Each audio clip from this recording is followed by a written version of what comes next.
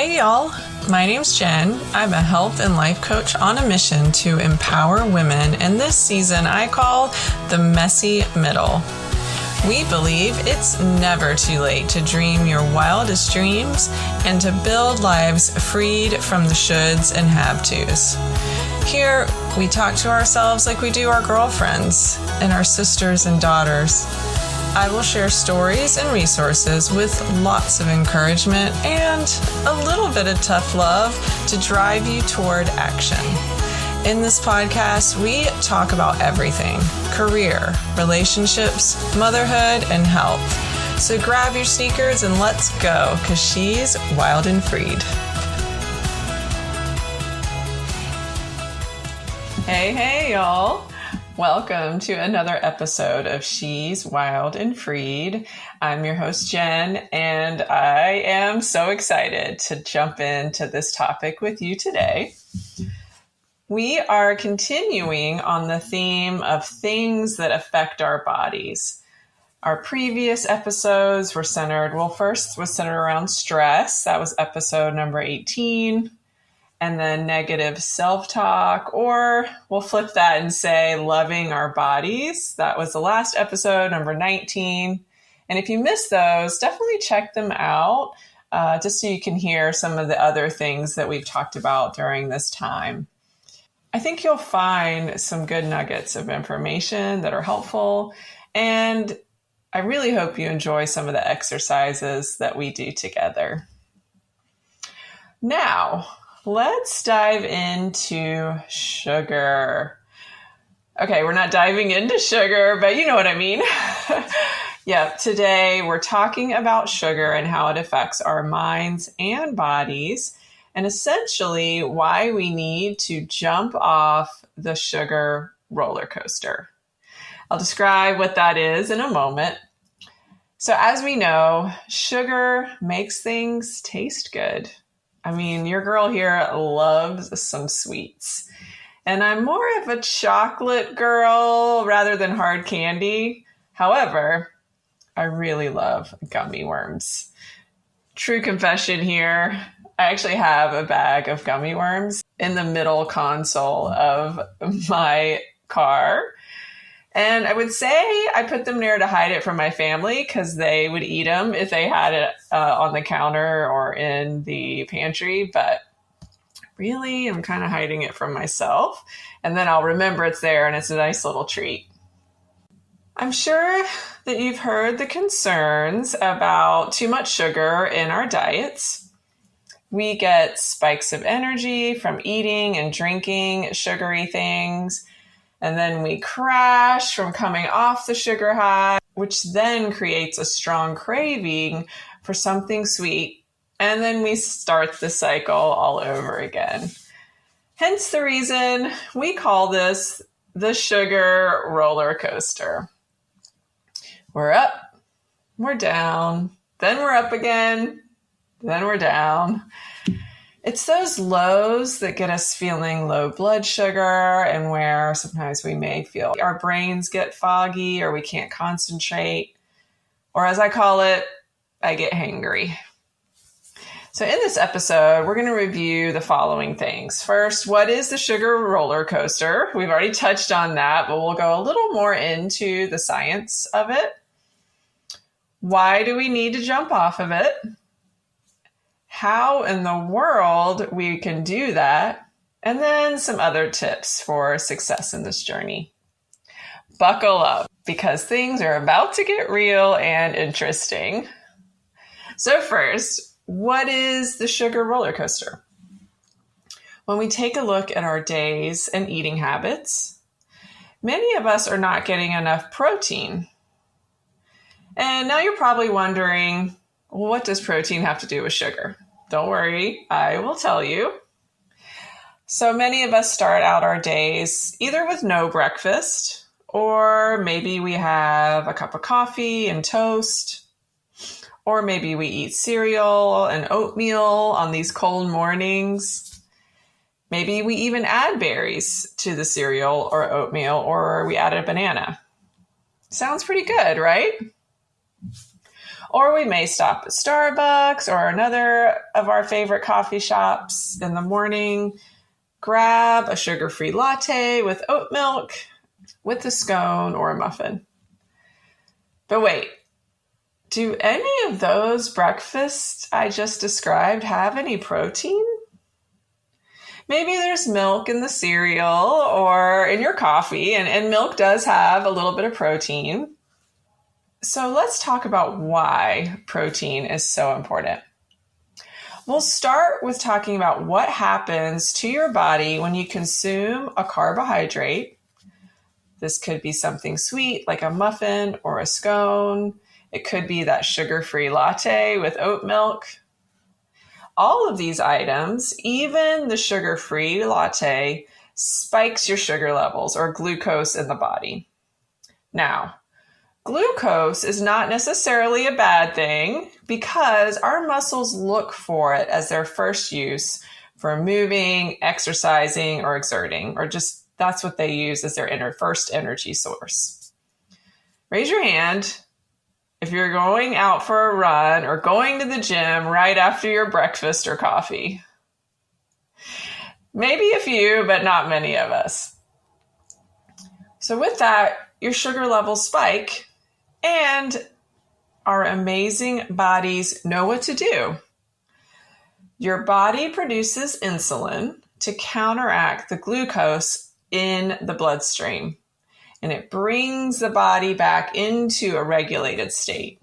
So we have the sugar high, insulin shoots out of the pancreas to regulate our bodies, and we start to return to that balanced state. But our bodies are almost too efficient sometimes at doing this, and it overcompensates. And then we start to feel hungry or tired or have that confused kind of foggy brain feeling because we need more sugar to bring us back up. It's almost like we didn't have anything to eat 2 hours ago. We're ravenous. What do you think? Does that sound like you? And then we grab a snack because, it's only 10 a.m. and it's not really time for lunch. We eat some apples or trail mix, or we grab another cup of coffee. And this holds us over till lunchtime. And then the cycle continues. Our blood sugar goes up with the snack. Insulin swoops in to the rescue. And by noon, we can't get to lunch quick enough. At lunch, we grab a smoothie or soup and a sandwich from Panera or something like that. Or we're feeling good because we have leftover spaghetti from last night's dinner and a salad. Not a bad lunch. With lunch, though, sometimes we're in such a huge rush. We eat the lunch in our car or at our desk. Maybe only we eat half the sandwich because we don't have enough time and we just scarf down a bunch of chips. And here's the thing. This honestly is normal life. This is how we eat with our standard American diet. We grab and go. We seek what comforts us. Whatever will give us a quick fix, quick energy, so we can continue on our day. So we've had lunch. Again, all those examples I gave, pretty healthy lunches. But then we hit that 2 p.m. slump. And maybe it's a little later for some of us. It's crazy, though. It's like a daily occurrence. How many of you get that feeling around 2:30? We're looking at our screen or trying to get something accomplished in the afternoon, and our eyes are getting heavy, or we're distracted and nothing seems to be computing anymore. I know I will sometimes, that's when I'm grabbing the phone just to start looking at things to kind of get my brain, what I think is back into functioning mode. And so either our lunch is settled really hard in our stomachs and we almost need like an afternoon nap, or our sugar levels have dropped again and it's time for that afternoon diet soda or iced tea or an energy drink, it's time to grab the Skittles or gummy worms that I have stashed. And this is to help pick us up for the rest of the day, to get us through the rest of our work day, or maybe we're getting into the pickup line with our kids or whatever it is happening in the afternoon. So you may feel a little called out now. Like, how does she know? Or does she have hidden cameras in here or in my office or in my car? No, none of that. This is the sugar roller coaster. We go up, we come down, then we go up again and down throughout the day. And then, like I said before, this has just become our norm. Up until a couple of years ago, I was totally on this sugar roller coaster, and I thought it was normal. And I was eating healthy, so I thought. I was a snacker. I liked a lot of small meals throughout the day. I used to joke with one of my coworkers that I was like a hobbit. I like to have breakfast and then secondsies and 11sies. So if you know, you know. And I've said before, I don't prescribe to a certain diet or eating plan or exercise plan. But reducing my sugar intake and increasing my proteins and healthy fats, that's totally changed my life. I feel amazing. And I share this with you and what I've done and what works for me. So hopefully you can start thinking about what could work for you. And that's where the protein comes into play. I heard recently on another podcast that a woman needs at least 20 grams of protein per meal. So we're not going to get into what certain foods have certain grams of protein. That's certainly something you can look at. And if something you want to dive into later in another episode, DM me, message me. I'll be happy to start walking through some of that. But 20 grams is a lot of protein. But protein is the building blocks for our muscles. And especially for those of us women who are in our 40s or around that age frame, you know, our muscles and bones, they're just starting to lose their strength. It's reality. We can't change it. That's just the way our bodies work. And I don't know about y'all, but I don't want to be sitting on the couch while my grandkids run around me or on a park bench while they play. P.S. I don't have any grandkids right now. And if my daughters are listening, I don't want any. You girls go live your life. But you know what I'm saying. I want to remain active, healthy, feeling good. But pairing our carbs and sweets with protein, and a lot of it, will not only help us jump off that sugar roller coaster, that keeps us satiated, that's a hard one for me to say, for longer, and allows our bodies to not constantly be in that state of ups and downs. So why is this important? Why does it matter if our bodies are in ups and downs in the roller coaster if it's doing what it's supposed to? Excellent question. I mean, the insulin is there to help regulate the glucose in our bloodstreams. Our bodies, again, are amazing. And if we exercise, our muscles are using the glucose. So that's what it's supposed to do, right? Sure, maybe.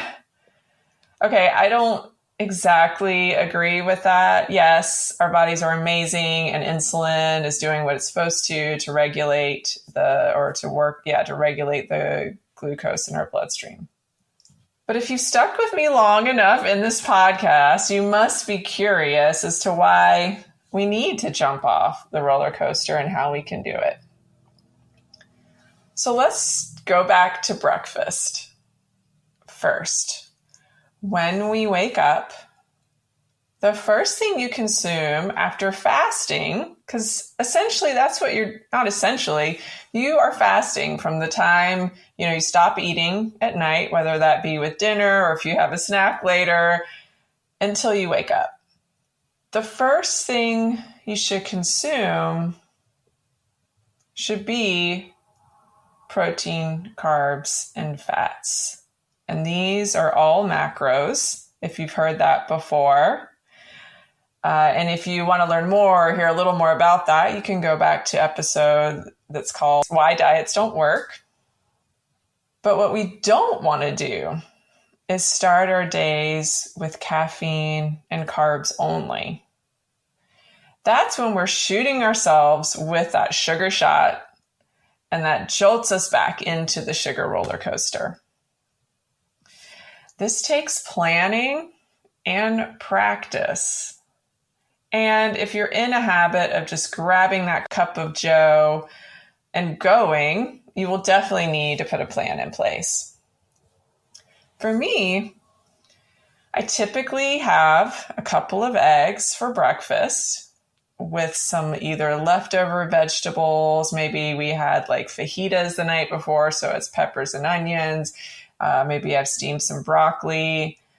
And then I'll have either some sweet potatoes or potatoes along with some greens.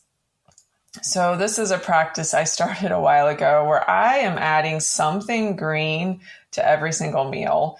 It was weird at first. It sounds weird as we think about what we're used to eating for breakfast, but I do try to add some sort of, it's either green beans, broccoli, sometimes it's a salad with my eggs, sometimes the sweet potatoes, and then also some kind of breakfast meat. So it may be chicken or turkey sausage, maybe bacon. And I pack it all into the morning meal. My son makes fun of me because he thinks my breakfasts are just kind of too much. And I mean, they kind of are, but I freaking love breakfast, and that's what I do to start off my day. Again, I can't tell you exactly if I'm getting 20 grams of protein. I'm doing my best with the eggs and the breakfast meats.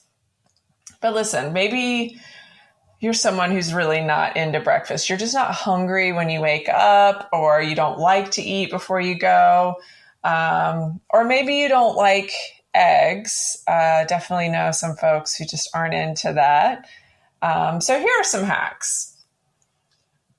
For those of you who do like eggs, you just don't have the time to make that in the morning, try hard boiling some eggs, the night before, or even sometimes I'll do it on a Sunday. I'll just boil a bunch of eggs and then I've got them for the week. You can also grab some lunch meat with your eggs or a handful of nuts. Avocado spread on toast is an excellent thing to start with. And then just make sure you're adding in some other kind of protein, egg or sausage, some kind of breakfast meat, and even, an apple or some fruit. If you really want to get a little crazy, I found that as I've been traveling for work a lot, that my digestion and just my eating habits get they go by the wayside. My stomach's usually upset most of the time I'm traveling. But, again, you don't have to eat quote unquote breakfast foods for breakfast. So something I've been doing when I travel, especially I get up early and try to get the early flight, I'll have veggies and hummus. I get that protein. I also get some fiber. And I don't know, it just helps set my day off right when I'm going to be traveling in airports and rental cars and things. It just kind of mess up my system and my schedule. Have you noticed I'm pretty focused on my eating plan? Yeah, it's kind of my thing. I focus a lot on it. So certainly understand folks who are not into that. If you are like, yeah, I'm not going to put that much into my food, but these are tips and tricks that have helped me throughout the last couple of years where I've really been feeling great. I don't get that crash. I don't start the day where I'm already hungry at 10, where I just had breakfast. I don't get that crash in the afternoon. I feel good. I'm not heavy. I'm happy, again, with that word, satiated. So it's definitely something you could try. There's no harm in trying on some sort of different kind of eating plan. So then let's talk about lunch. Make sure you're getting a really good amount of protein in your lunch. And again, this can be animal or plant protein. I'm not again subscribing to one or the other. And then have a good balance of fats and carbs. So I want to break here for a moment because, again, this may sound overwhelming or too much work. And it is. It's a lot of work in the beginning because anytime you make a change or want to break a habit, your mind and your body are on autopilot on these habits, and it's definitely difficult to make a change. For example, have you ever driven to work and you don't remember the drive or don't remember half of it? You're like, oh, I remember passing that furniture store and now I'm here. Do you ever go to bed and think, did I brush my teeth? And then you kind of realize your mouth tastes a little minty. You're like, well, yeah, I did. Those are the things that our lives are filled with, these kind of habits. And we don't even have to think about them. In order to build them in the first place, though, it took work. It took consistency and repetition. And that's just facts. There's no magic. There's no mystery to building good habits or living a healthy lifestyle. It takes work. And even when you get to where you're cruising through, you've got your habits in place and, you're feeling really good. I mean, some days it's still going to be hard work. It's still going to be hard to get out of bed and do certain things or make your meals. It just is.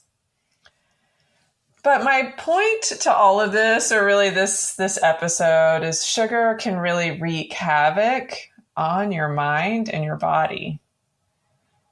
It's like a drug. And although it's a legal one, once you have some, you want more. And then your body reacts with cravings like you have to have it. You can't just have one cookie, you have to have two or even more. Darn Girl Scouts. Like, why is it they start selling their cookies at the beginning of the year when we're all sort of in a vulnerable state? We just came off the holidays. We're trying to focus or refocus on our health goals. For me, Thin Mints, those are my OG faves. I put them in the freezer. Well, anyway, I love the Girl Scout cookies, but can we only have just one? No, it's just difficult. So earlier I spoke about insulin and the way that our bodies do a beautiful job of regulating our blood sugar. But here's the thing about insulin. Many of you probably know someone in their middle age who now have type 2 diabetes, or they may have some other health things going on.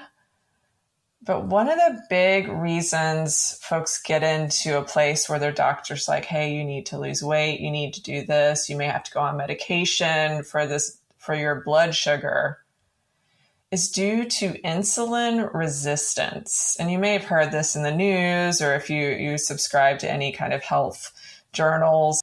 But that's the danger of allowing our bodies to go up. Insulin hits, goes down, time to go back up with the sugar, hit insulin coming down. Our bodies stop reacting to insulin, or it keeps trying to push more insulin because we just are starting to become resistant to the regular amounts that were working in our past. And that's the main cause of type 2 diabetes. I mean, there's certainly others, and I'm not a doctor or a medical professional. But insulin resistance is when the cells in our muscles, fat, and liver don't respond to that insulin anymore. So I hope you know that I share these facts about our bodies, about insulin resistance, the things that affect us.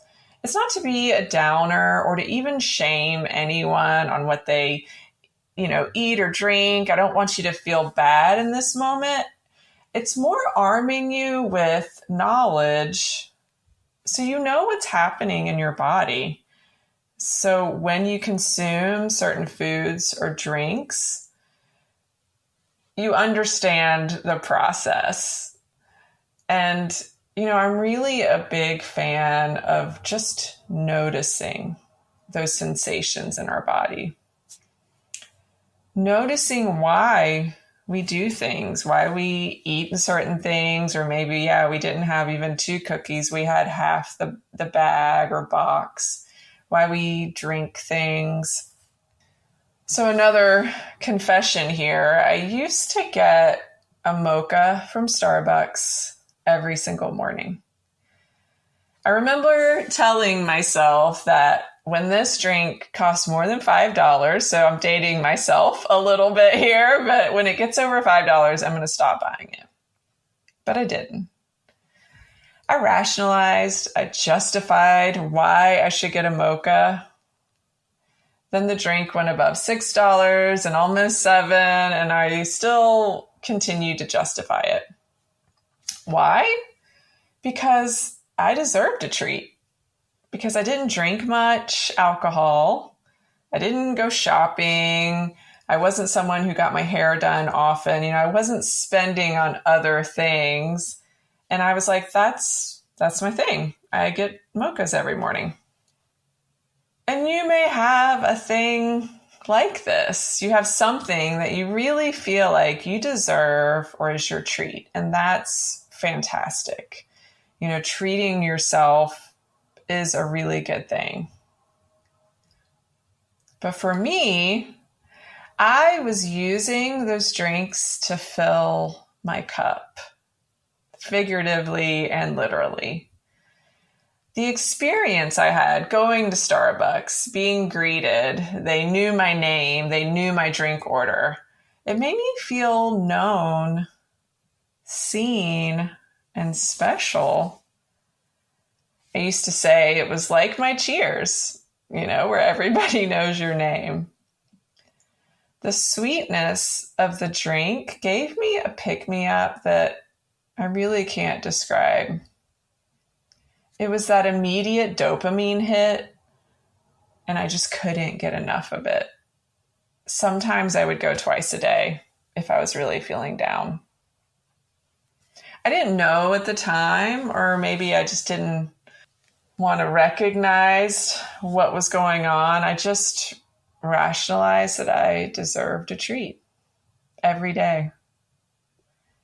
But then I started noticing why I thought I deserved the mocha, or thinking about what I was missing in my life or what void I was trying to fill. And I know that sounds heavy or is heavy, but that is my truth. Sometimes we crave sweetness because we're missing that in our lives. We're filling a void or trying to justify we deserve something because we don't want to face something else is going on. Do you have something like that in your life? It's something to think about. Or you may do something else. It could be shopping or Netflix or scrolling through TikTok. Sugar, going back to that, sugar and the sugar roller coaster can also affect our moods, increase feelings of worry, anxiety, and stress. And like I said before, sugar is a legal drug. We consume it. It feels great when we do. We get that rush. And then we come crashing down, and the only fix is to have more sugary items. Now, sugar hides in all types of foods. It's not just in the Skittles or the Reese's cups or the sodas and lattes. Sugar's in a lot of packaged foods and snack crackers, granola, and yogurts. Especially if you're focusing on eating low-fat foods, the food industry has to add flavor somehow. And yep, you guessed it, they add sugar. Here's the good news. And the what the heck am I supposed to do about all of this portion of the podcast. You can add protein to your meals and your snacks. And think nut butter with apples, hummus and carrots, tuna salad with your salad, lunch meat, chicken breast, you get the idea. And you can also add healthy fats, avocados, nuts, olive oil. Healthy fats help us feel full. They also nourish our hair, our skin, and nails. They regulate our hormones and cushion the organs. Sounds pretty good, right? Another thing that may be helpful, and it was in one of the previous episodes, the 5 ways to upgrade your health. That's episode number 9.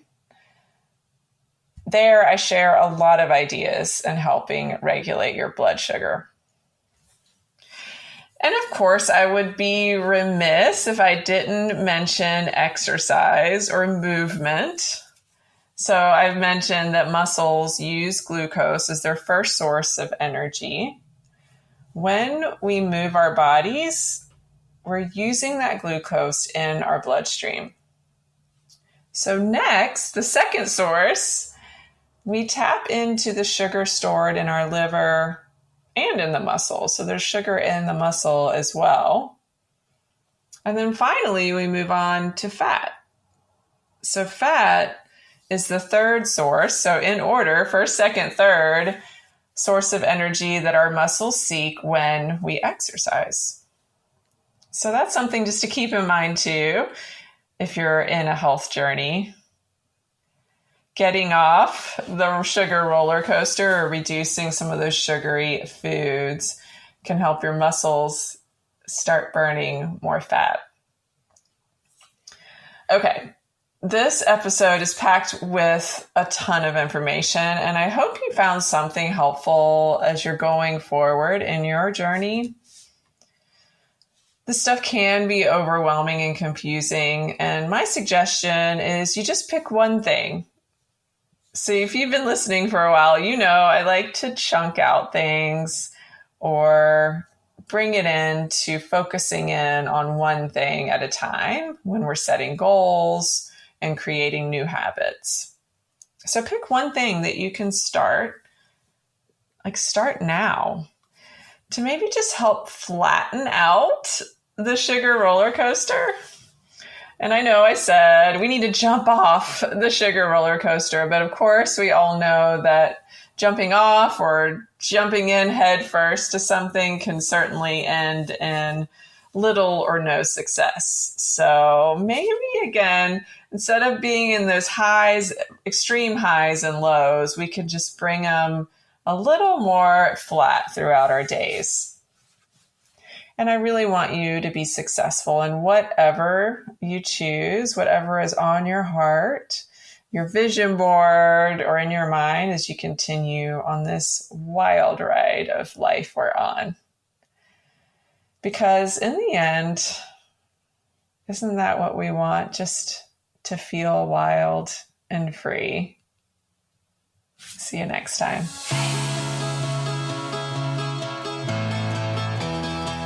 Thank you so much for spending time with me. I hope you feel free to take action toward building the life of your dreams. If something in this episode resonated with you, I would so appreciate it if you would text it to a girlfriend so she can hear the message as well. Until next time, stay wild.